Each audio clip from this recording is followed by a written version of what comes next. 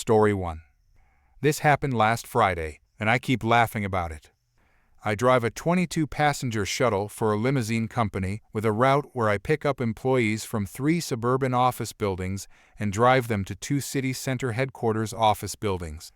The city is congested, and there's really only one space for the shuttles to be when we drop off, pick up, and are waiting to pick up, the well-marked Shuttles Only shuttle stop. There are literally 4 signs indicating the area is for shuttles only, and if we are blocked by rideshare drivers, the shuttles end up blocking traffic on the street to load and unload. Rideshare drivers regularly load and unload in the shuttle zone, but usually have the courtesy to move along as soon as possible. So Friday, I saw a rideshare driver unloading in the shuttle zone, and I pulled in behind him and unloaded. I could see straight through his car, and it looked like he was setting up a new destination in his global positioning system after his passenger disembarked. So I was patiently waiting to pull forward, and waiting and waiting. I realized he wasn't setting up his navigation system. He was just scrolling on social media, so I tooted my horn with the most polite little toot possible. He still didn't even acknowledge my giant shuttle bus, so I honked again, still short, and as politely as possible. Still nothing. So I hopped out of my shuttle and walked around near his passenger side bumper area, and I pointed up to the Authorized Shuttles Only sign. This guy gets out of his car just seething with anger, and he yells at me, "Don't talk to me like that." I hadn't said a word. He didn't like the way I pointed. I think he realized how ridiculous he sounded, and he finally drove off, and I got to pull up into my shuttle spot.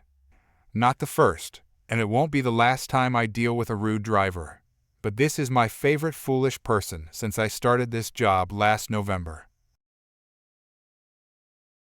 Story 2.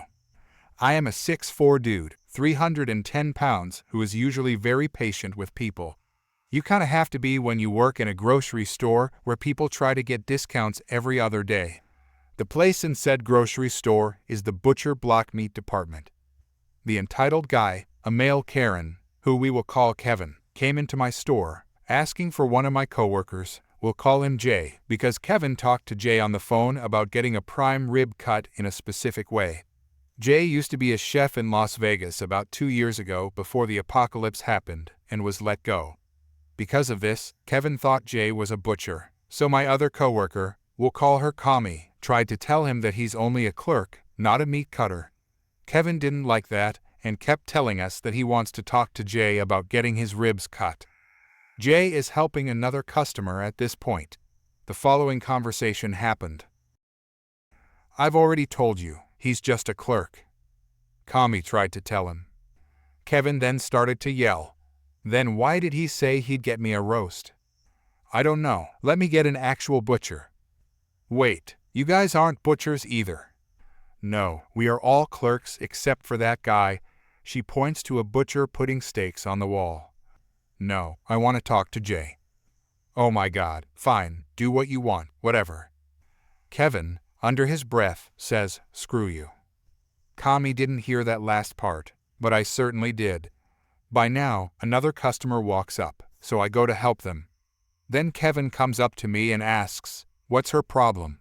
Me, starting to lose my patience, says, "Nothing's wrong with her. She was just trying to correct you, and you started to yell at her." Kevin looks stunned that someone would talk back to him like that. He is about 6'3", so it makes sense that people wouldn't talk back to him, but today was my day to shine. After helping the lady get her ground beef, Kevin starts talking to Jay about what happened. And then, she started to get short with me. "Because you started shouting at her." I tried to tell him why, but he interrupted me with a hand in my face, while still looking at Jay and saying, "I'm talking to him," pointing at Jay. Then I, with the most deadly glare I could conjure, put both my fists on my hips and waited. All I could think was, "Come on, try me." He continues, "Then this guy," pointing at me, "started to disrespect me." Me, thinking to myself, "Oh, you're in for it now." I then out loudly tell him, "Do you understand how crappy this place is, and how little we get paid, just to deal with idiots like you? You started yelling at us because we were trying to correct you. I don't get paid enough to deal with entitled people like you." Kevin didn't want to look me in the eyes after that. I was huffing and puffing when Kami told me to get in the back room. Now, Kami is higher up than me, so I knew I was in trouble. I put my head down and walked to the back room. When I looked up, she had the biggest smile on her face with her hand up. I gave her a high five, and she told me she was proud of me. We joked that we were probably going to get in trouble, but I didn't care. This was the first time I have ever yelled at a customer, and let me tell you, that was therapeutic. My soul has never been lighter than today. When we went back outside, Kevin was talking to the butcher about getting a discount on the prime roast because of what I've endured here today. The butcher shut him down, saying that it's against store policy unless it's the day before it was going to expire. Needless to say, Kevin didn't look me in the eye because he lost a war, and we lost a crappy customer who only shops to pick fights just to get discounts. I never got called into the back office or anything. I suspect he's going to go to corporate to complain. Lie. But we'll see. I'll update if I get in trouble or fired. No worries if I do. I hate it here, except for the friends I've made here. Story 3. So yeah, as a trucker, I frequent a lot of truck stops. Many of these stops feature rewards cards. You get points for buying fuel, and can then spend these points in the stores for merchandise, get freebies, and so on. One stop in particular, or this chain of stops, has this policy where employees are required to ask if you have a rewards card, followed immediately by, "Do you want to use your points?" Well, one night, I just needed to run into the store to grab a bite, get a soda, and then get back out again. I was on a tight schedule that night, and just wanted to pay for my purchases and rush back out again. I get hit by the usual, "Do you have a rewards card?" I knew I didn't have many points on the card, and I was in a hurry, so I said, "Not one I want to use right now." The employee became immediately terse.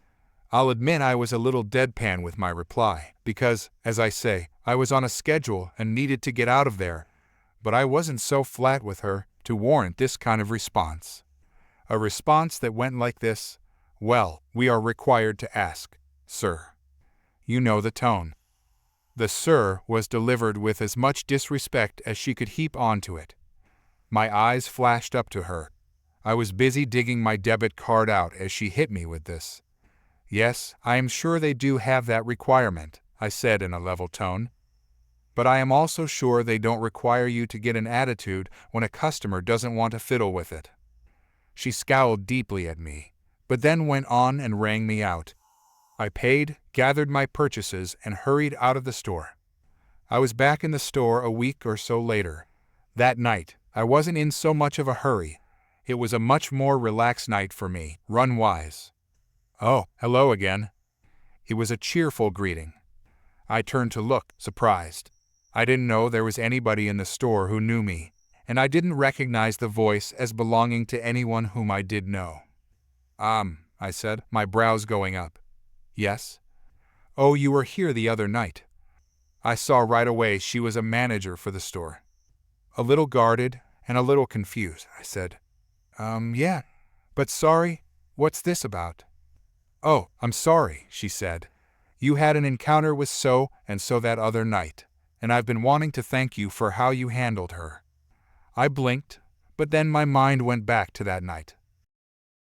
"Oh," I said, "yeah, it was kind of a messed up night for me, and I was in a hurry. I didn't mean to be so harsh with her, but I just didn't have time to get into a long discussion with her about it." "Oh yes, I know. You're here all the time. You're also the guy who buys a lot of truckers for TOTS donation cards every year." I generally drop a few hundred in donations for that cause every year, it being my favorite charity. "Well," she went on, "you finally gave me the ammunition I needed to fire her. I overheard what you said to her, and right then, went back to my office to write her up. She'd been a problem employee from the moment she was hired." "Well, happy I could help?" I said with a little uncertainty. "Yep, I told corporate the next day that she insulted one of our biggest donors, and that combined with all of the warnings she'd received previously, I needed to get rid of her." "I'm one of your biggest donors," I asked. I was kind of heartened to know that my donations were being remembered like that, but was kind of blown away to be remarked as one of the biggest ones. "Well, I kind of played it up a little," she said, laughing, "but I needed some real ammunition to get rid of her." She didn't outright say it, but this employee had apparently been relying upon claims of racial discrimination to keep management from firing her, and had become a real thorn in the whole store's side. I kind of smiled and shrugged and said, well, glad I could help." But then held up my thermos and said I needed to get my coffee and get going, as I was on a run. I got my coffee free that night, and every night after, whenever that manager was working. Story 4.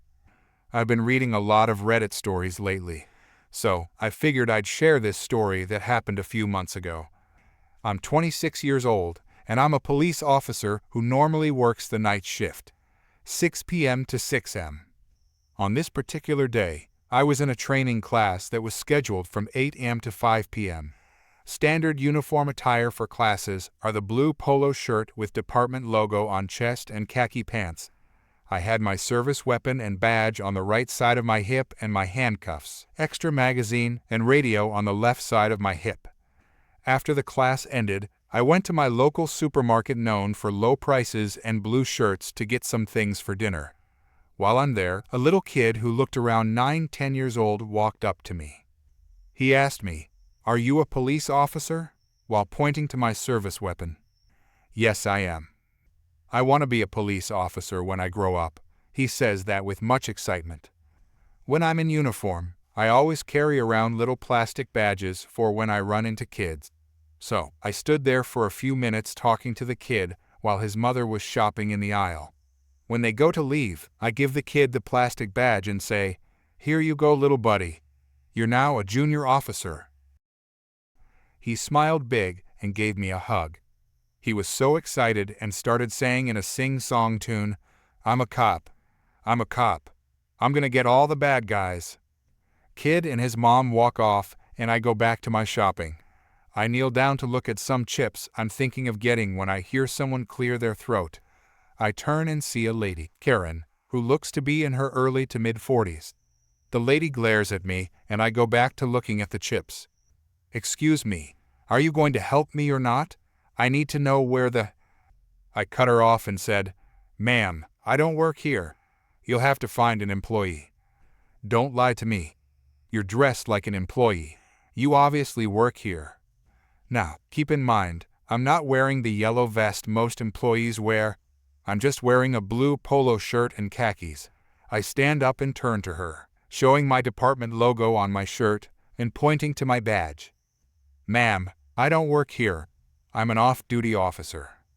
I don't understand what went through her mind when she said, "Stop lying, and why do you have a gun? You're not supposed to have a gun while working. Where's your manager?" I sighed. I've dealt with many Karens on duty, and I knew where this was going. "Ma'am, I don't work here. My supervisor is Sergeant Dan. I do not work for the store." At this point, Karen looks mad and is staring at me like I'm lying here. Karen then yells, "You lying little jerk. I swear, all people your age are just lazy and never want to help anyone. I want your manager, now." I, again, inform her that I don't work for the business. I even pulled out my credentials, which is a photo identification card of me in uniform with a department name and logo and has "Officer" under my photo. It should also be noted that I keep my driver's license and debit card in my credentials since I have to have them on me at all times when I'm in public.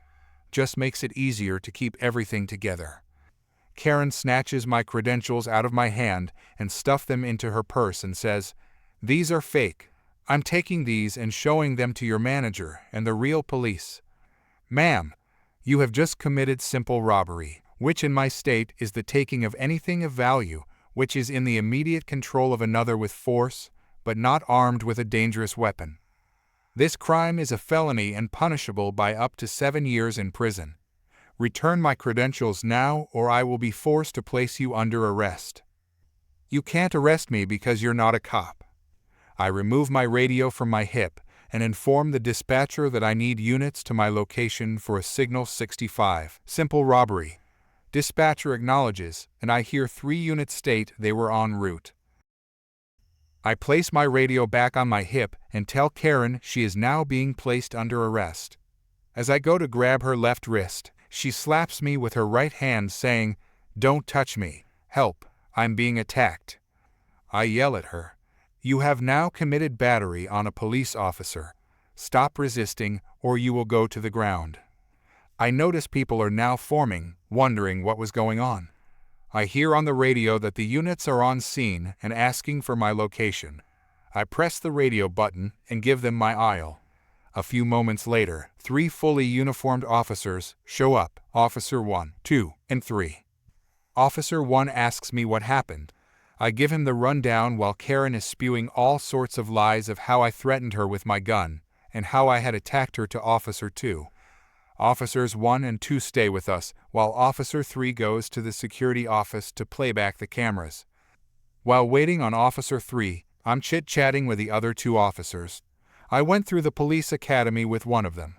We hear Officer 3 saying over the radio to the other 2 officers to 10-15 Karen, which means place her handcuffs and arrest her.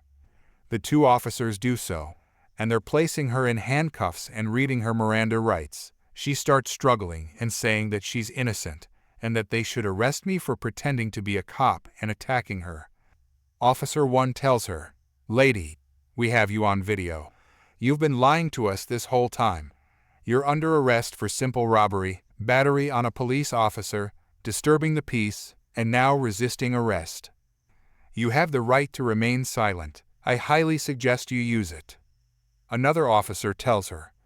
The 3rd officer walks up to us with a copy of the camera footage, and all 3 walk Karen to the back seat of Officer 1's car.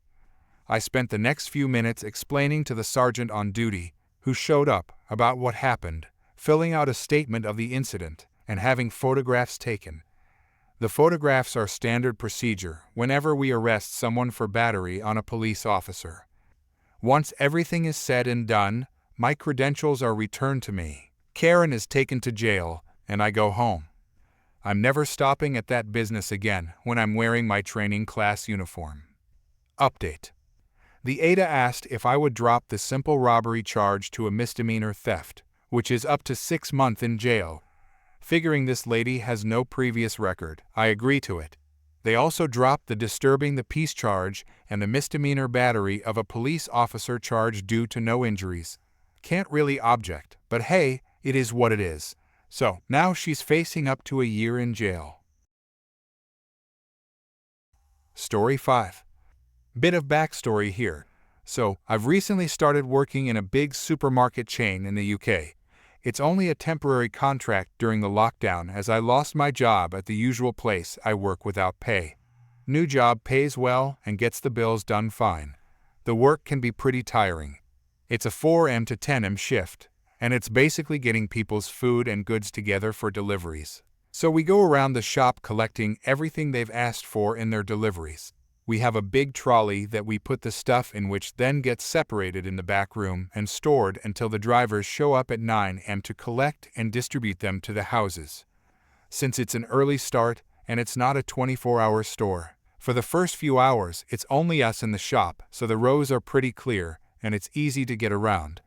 The store itself opens at 8 a.m., and it then becomes a pain as we have a one-way system in place due to the virus. And there's only a few people allowed in the aisles at a time, so it can slow us down quite a bit.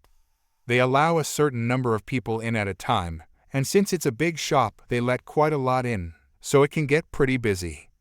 So, today, I was in the meat aisle getting some stuff. The customer had requested a certain type of steak, 3 of them to be exact. But unfortunately there was only 1 left. I took it off the shelf, scanned it, and noted down that we were out of stock, so the customer wouldn't be getting the quantity they asked for. This happened quite a lot due to people bulk buying stuff. Enter Karen. Now I'll admit, she didn't look like a Karen. No, can I speak to the manager haircut? She looked to be in her early 30s and she had quite a soft face. However, I'll still refer to her as Karen, as you'll soon learn why. I had moved on from the steak shelf at this point, and was looking for another item when I saw her stop at the steaks. I was only a few feet away from her, and heard her sigh when she noticed there were none left. She went to move on, but stopped when she saw my trolley with the steak sitting inside one of the crates.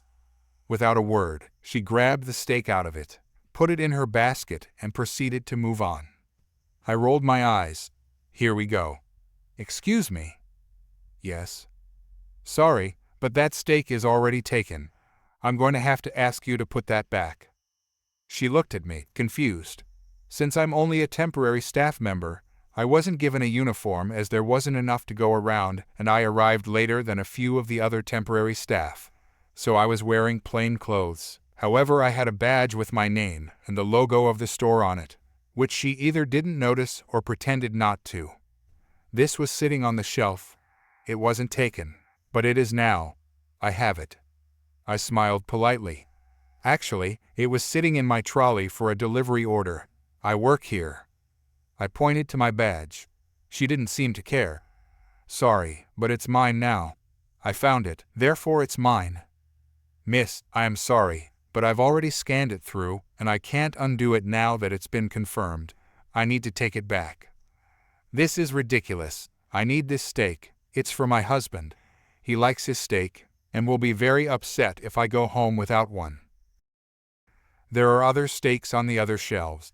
You are, of course, free to take another. However, this customer has requested this specific one, and I've already confirmed we have it. Why do they get the privilege of getting to keep this one? They aren't here. They're too lazy to do their own shopping, so they shouldn't be a priority over me. She went to move on again, but I stepped in her way. You might be wondering why I was so apprehensive about her taking it. Well, for one, since it had already been scanned and put through, it was a pain to void it again, as it needed a manager's confirmation with a code I didn't know. And for another, she had taken it right out of another trolley when it was very clear it had already been taken. If she had got to it before me, I would have had no problem marking it down as out of stock and getting a substitute in its place. But because she had taken it from someone else and was being so pissy about it, I wasn't going to let this entitled Karen get away with it. I'm afraid I have to insist. This is ridiculous. I demand to speak to your manager. And there it was. The infamous line. I didn't want to go get my boss as this was a trivial problem, and he was busy sorting out overtime with some other staff members. I'm afraid the manager isn't available right now. If you're happy to wait a little while, you can speak to him then. Oh, never mind. I've not got time for this.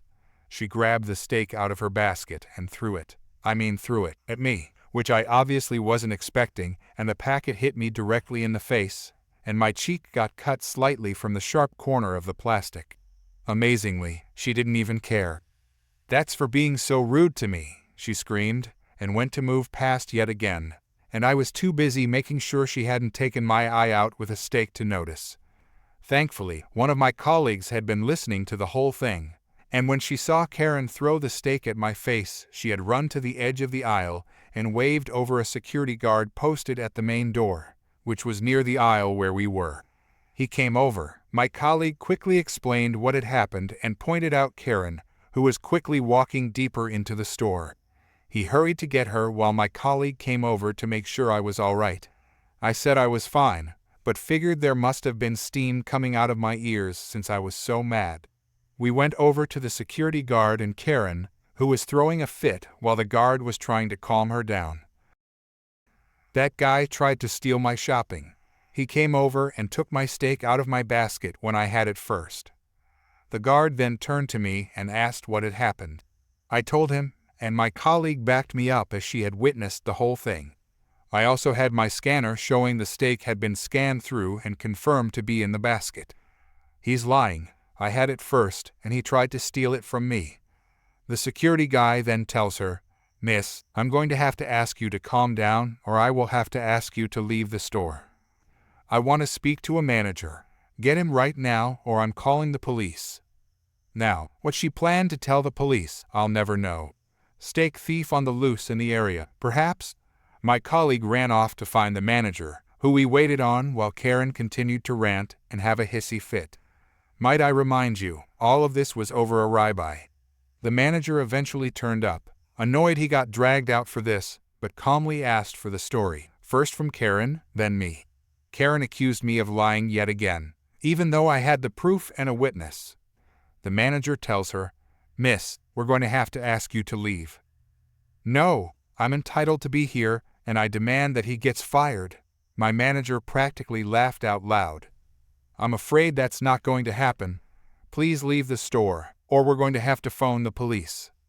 The security guard went to lead Karen away, but she went crazy. She dropped her basket and flew for me. Managed to get a few slaps in before my manager, and the security guard grabbed her and pulled her away. All the while, other customers were standing around staring at the crazy woman trying to beat up a store employee. My manager and security guard dragged her, kicking and screaming, to the staff room and off of the shop floor. The police eventually got called, and they dragged Karen away in cuffs. I could still hear Karen yelling about how she was the victim and that the police should be arresting me for theft. My manager sent me home early, which I gladly accepted, laughing the whole drive home about how crazy that was. Story 6. Backstory. This is another story involving Sam and Murad. Sam, my manager, is incredibly laid back and an exceptional leader. However, his manager, Murad, is quite the stickler for rules. I work as an infrastructure and configuration manager and happen to be one of the more expensive resources on the project from my domain. This story takes place in January 2023, during a time when the company was undergoing some restructuring. Most of our contracts included a last in, first out clause by default. When I joined in March 2022, I took a 10% pay cut to remove this clause from my contract because I was seeking job stability. Although I was still earning more than I did in my previous job, it was only 20% more instead of the expected 30%. Story. As the infrastructure manager, I am responsible for maintaining all the product licenses the project uses. One of these product licenses requires a digital signature to function. Typically, such tasks require the use of service accounts, which are owned by users. When someone leaves the organization, their service accounts are automatically transferred to their manager. Unfortunately, service accounts cannot have digital signatures, so I had to use my own in this case. The product activation process involves using the corresponding digital signature certificate. Since I already had a digital signature certificate for tax purposes, I decided to reuse it instead of obtaining a separate one. In India, digital signature certificates are encrypted and require a one-time password from my mobile number every time they are used. This mobile number must be associated with my national ID Aadhaar, as that's how most encryption services work in India. Sam was on vacation, his first in 5 years. Apart from taking a one-day leave in 2018 when he moved from India to Europe, he had never even taken a sick day. He recently got married, and for his honeymoon, he took a 2-month vacation to travel all over Europe with his new wife. In his absence, Murad was overseeing the project. Management asked Murad to cut 15% of his workforce. If you've read my previous posts, you would know that Murad was not pleased with me. So, the inevitable happened. I was called into a meeting with Murad and Human Resources. Murad asked me to voluntarily resign, or else I would be let go. This is a tactic companies in India often use, as getting fired is considered a much bigger deal than simply losing a job. It's a cultural thing. I suppose being fired carries a stigma that most people want to avoid. Human Resources usually tries to persuade people to resign voluntarily so that it doesn't become public knowledge that they were fired. This tactic often works well, as resigning saves the company from having to pay 3 months' salary, which they would owe if they were to lay off an employee. However, I knew better, so I refused his request. Murad was quite taken aback by this. Since I had called his bluff, he had to double down to show he meant business. By the end of the day, I received my termination email, with instructions on how to return the company property I had. Here's the twist, I replied to the email, asking to schedule the return of the laptop promptly, as I needed to leave the city for a few days, which was a fabricated excuse. My objective was to have them pick up my laptop from my place and format it as soon as possible. This detail will be important later. By the end of the week, my laptop was picked up. I had already backed up a copy of my digital signature certificate, so there were no issues on my end. Fast forward to mid-February, and there was an issue with a product. A support ticket was raised, and the support team wanted to upgrade to the next version, as this was a known bug that had been resolved in the next version. The product was used once a week to create a weekly report, but no one really looked at it except for Sam, who was still on vacation. So, its absence wasn't likely to be noticed for at least a full month. The end of the month report would bring it to upper management's attention. Now, standard operating procedure requires a license check. Hence, it required decryption of the existing license.